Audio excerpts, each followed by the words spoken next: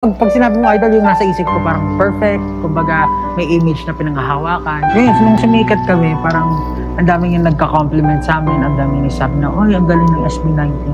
Pero yung, in my mind, parang iniisip ko, nasa isip ko na parang ang layo, sobrang layo. Kasi hindi naman lahat ng tao nakikita yung behind the scenes. Siguro ako rin sa sarili ko, dun malaki rin yung insecurity. I feel like I'm never enough. Kumbaga, parang feeling ko I'm fake. Kailan ba ako magiging payapa?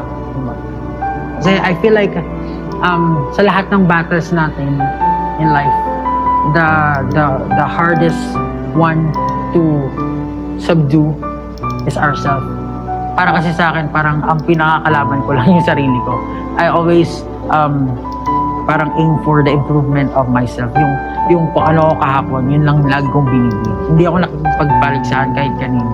And yung what, yun yung parang battle cry na let's forget about everything and make peace with who we are. Kung mahal mo yung sarili mo,